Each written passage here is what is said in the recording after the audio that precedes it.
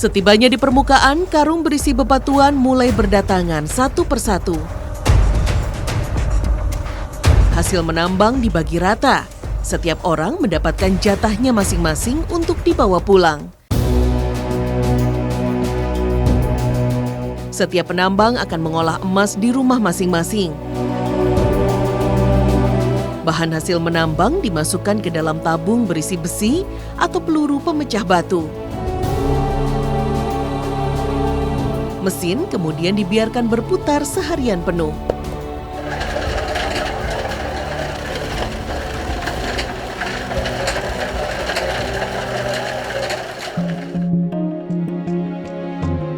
Keesokan harinya, proses pengolahan dilanjutkan.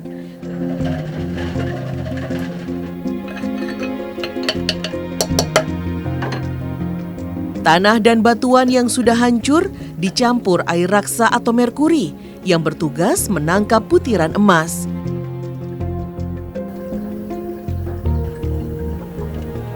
Mesin gelondong pun kembali diputar selama 5 hingga 6 jam.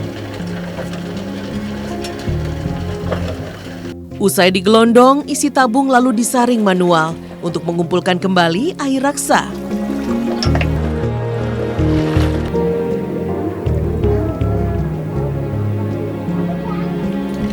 Air raksa yang berhasil menangkap emas kembali disaring menggunakan kain, lalu dipijat hingga serbuk emas yang dicari-cari menempel di permukaan kain. Proses terakhir adalah membakar serbuk emas menggunakan fire gun hingga padat. 10 menit kemudian, emas mentah ini pun siap dijual.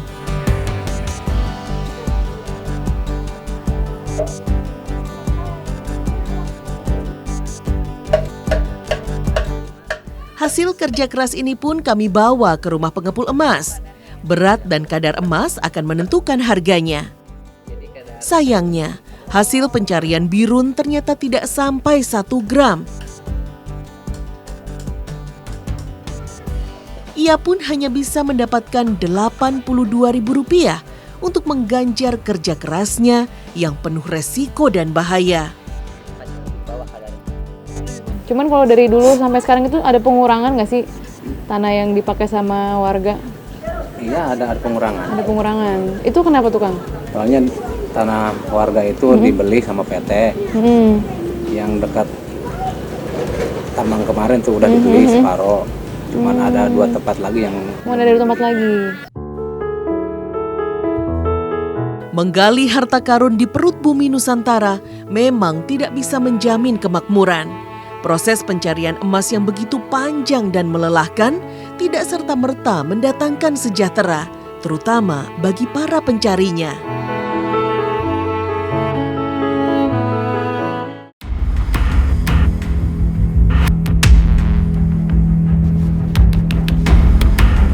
Perjalanan tim Indonesiaku kali ini menuju daerah di bagian Garut Selatan, tepatnya menuju wilayah Kecamatan Mekar Mukti.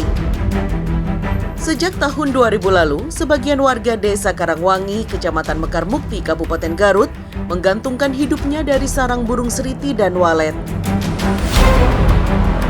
Pekerjaan mencari dan mengumpulkan sarang seriti dan walet bukan perkara mudah. Maklum saja, 2 jenis burung yang masih berkeluarga dekat ini bersarang di tempat yang sulit dijangkau, di tebing-tebing goa di tepi laut. Untuk mencapainya tentu saja membutuhkan nyali yang tinggi karena sangat berbahaya.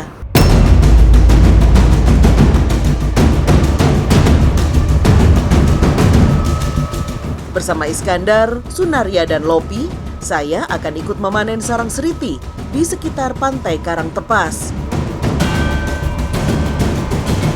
Waktu yang tepat untuk memanen sarang seriti atau walet adalah ketika ombak laut sedang surut atau di pagi hari.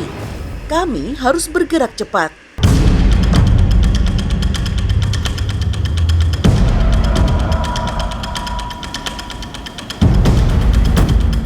Usaha sarang seriti dan walet yang dijalani warga bermula dari penemuan gua alam yang menjadi sarang seriti di sekitar pantai Karangtepas. Untuk Untuk mengembangbiakannya, warga kemudian berinisiatif membangun goa buatan.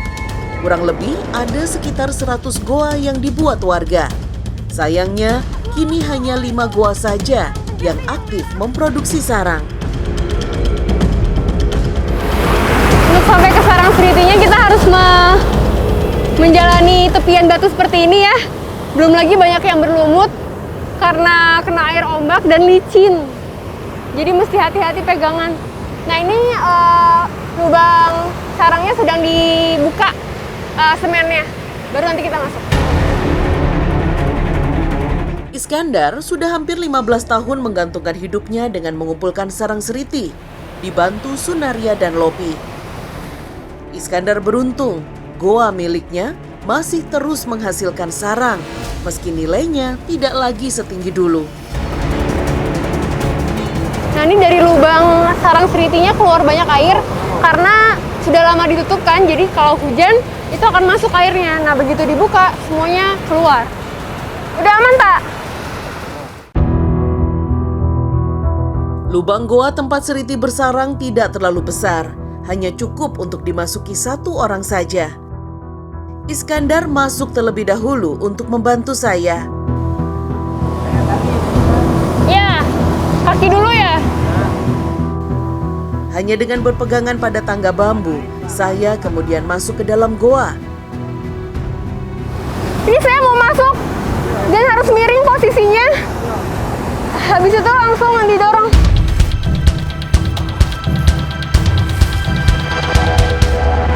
Iskandar membantu dengan menarik tangan saya ke dalam. Suasana di dalam goa terasa lembab dan berbau. Jarak pandang sangat terbatas. Gelap, nyaris tidak ada cahaya yang masuk. Akhirnya saya masuk ke dalam sarang burung seriti. Lubangnya lihat, ini sangat-sangat kecil, pas di badan hanya 1 orang aja. Nah, selanjutnya kita akan ambil sarangnya ya Pak ya? Iya. Yang mana nih Pak? Nih, yang ini walet ini masih belum sempurna. Oh iya. Ayo Pak, wah ternyata luas juga loh ini di dalamnya. Bagian dalam goa ternyata cukup luas, sekitar 300 meter persegi. Kita bisa berdiri dengan leluasa. Tak kurang ada 600 sarang seriti di dalam goa, sementara sarang waletnya hanya ada sekitar 50. Sarang seriti terbuat dari dedaunan, rumput, dan lumut laut yang direkatkan dengan air liur burung. Sementara sarang walet seluruhnya terbuat dari air liur burung. Tidak aneh jika harga sarang walet jauh lebih mahal dibandingkan seriti.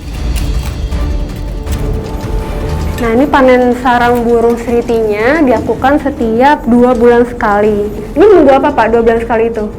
Kalau 2 bulan sekali itu kan si burung sarang seritinya itu udah sempurna.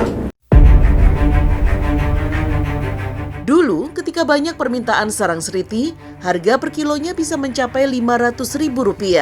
Tapi sekarang hanya Rp150.000 saja per kilo.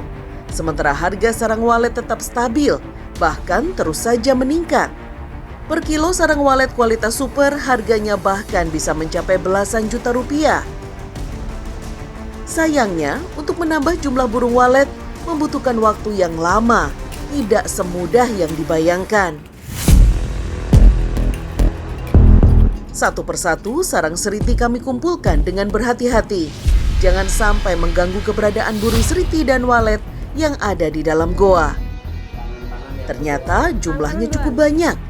Kami lalu memutuskan untuk keluar goa. Goa yang gelap dan pengap membuat saya tidak sabar untuk keluar.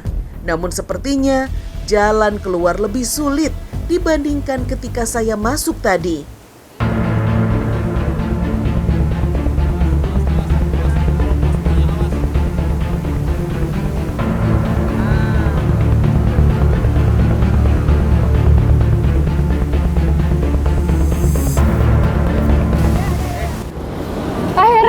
Berhasil keluar hanya dengan melewati satu lubang yang sangat sempit ini. Penuh perjuangan memang karena harus miring badannya, terus harus mengeluarkan satu demi satu tangan dan juga kaki. Kita turun.